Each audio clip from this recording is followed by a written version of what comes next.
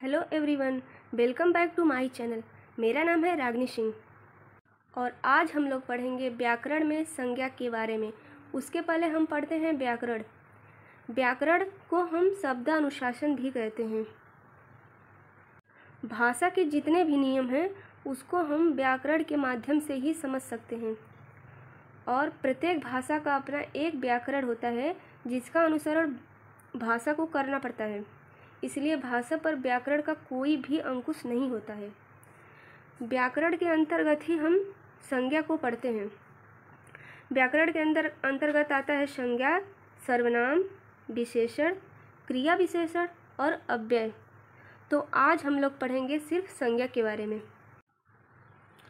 संज्ञा की परिभाषा: वह शब्द जो किसी व्यक्ति, वस्तु, स्थान, गुण, भाव आदि के नाम का बोध कराता है उसको ही हम संज्ञा कहते हैं।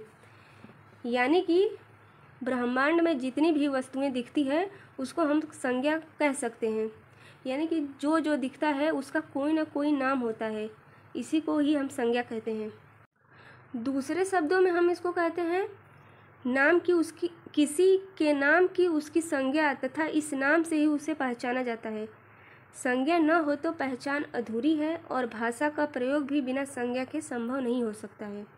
यानी भाषा को जानने के लिए हमको संज्ञा के बारे में जानना ही होगा। एग्जाम्पल के तौर पे देखते हैं रमेश, रिया, कुर्सी यानी कि वस्तु का नाम, चम्मच, मुंबई, अहमदाबाद यानी कि प्लेस का नाम, रोना, हंसना आदि यानी जितने ही क्रियाएं होती हैं वो भी संज्ञा के अंतर्गत ही आती है। और आगे हम पढ़ते हैं संज्ञा के भेद, यानी संज्ञा कितने प्रकार की होती है। संज्ञा 3 प्रकार की होती है। नंबर फर्स्ट है व्यक्तिवाचक संज्ञा, नंबर सेकंड है जातिवाचक संज्ञा, नंबर 3 है भाववाचक संज्ञा।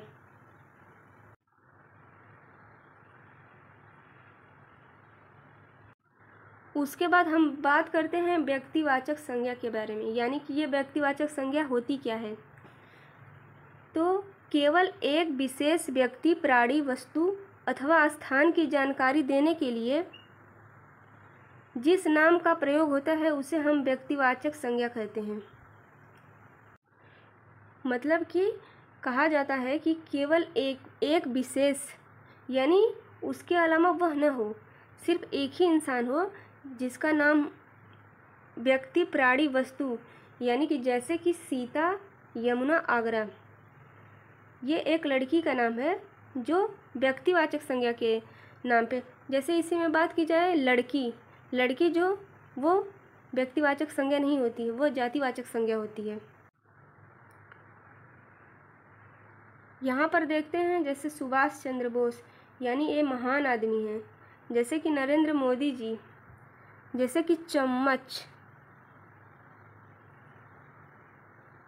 जैसे कि बिल्ली, जैसे कि पुणे एक शहर का नाम है।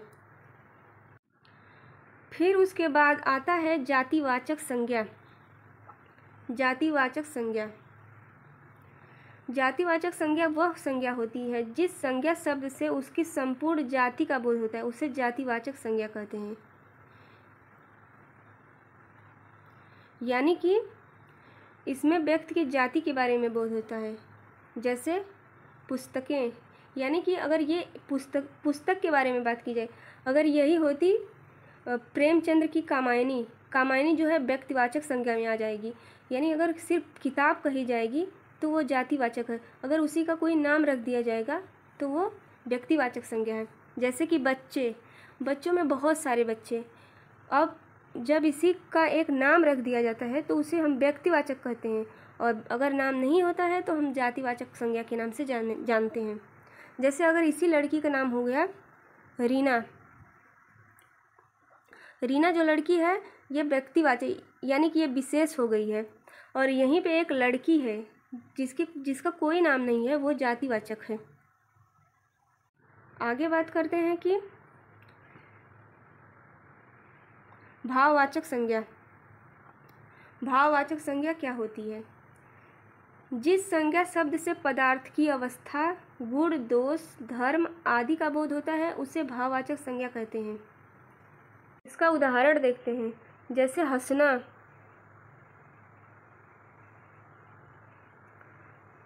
रोना, घबराना, डरना, गुस्सा करना, मोटापा। यानी कि व्यक्ति के अंदर या बालक के या कोई भी हो उसके अंदर जो भाव उत्पन्न होते हैं उसे हम भाववाचक संज्ञा के अंतर्गत रखेंगे। उसके बाद बात की जाए तो भाववाचक संज्ञा में परिवर्तन, यानी क्वेश्चन यहाँ से बनता है, ये बहुत ही इम्पोर्टेंट है। जैसे बच्चा का हो जाएगा बचपन, यानी बच्चा जो है वो भाव संज्ञा है और जो ये बचपन है उसका भाववाचक संज्ञा है। ये ममता है, इसका भाववाचक संज्ञा ममत्व हो जाएगा।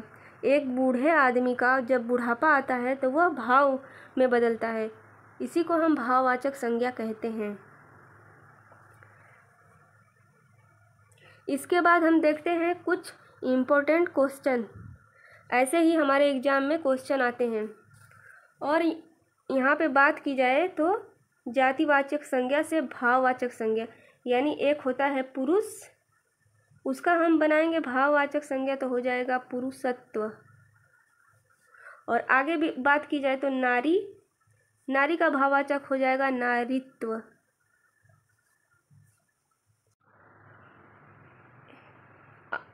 यहाँ पे क्वेश्चन के माध्यम से समझते हैं कि हमारे एग्जाम में यहाँ से कैसे क्वेश्चन आते हैं।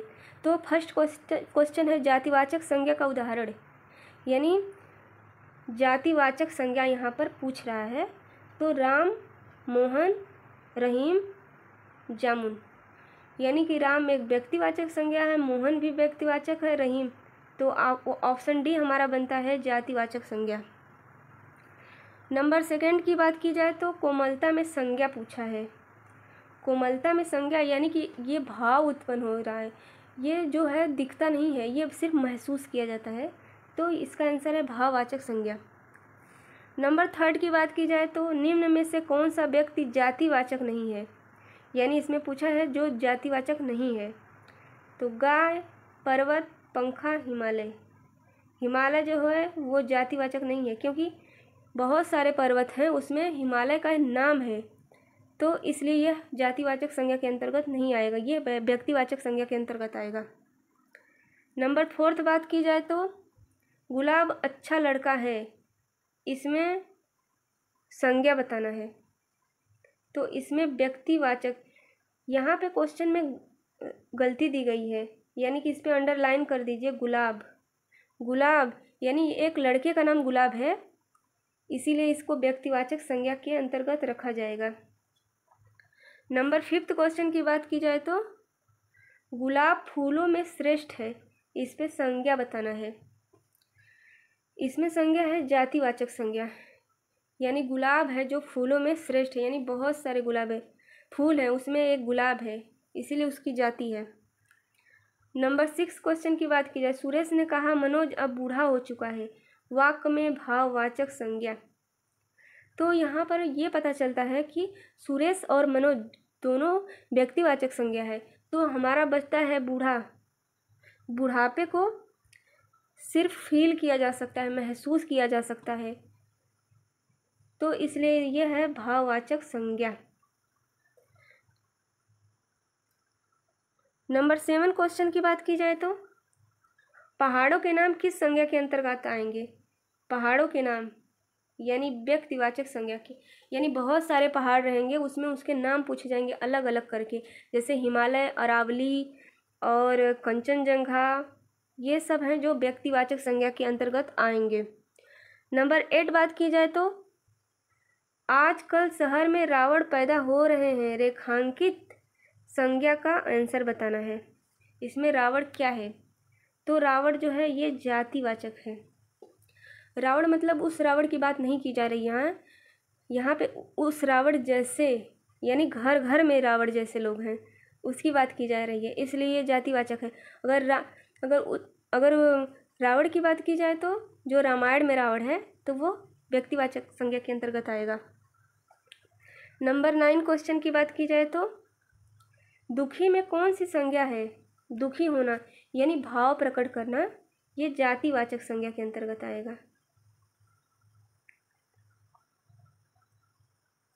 फिर उसके बाद है शेर हिंसक जानवर है।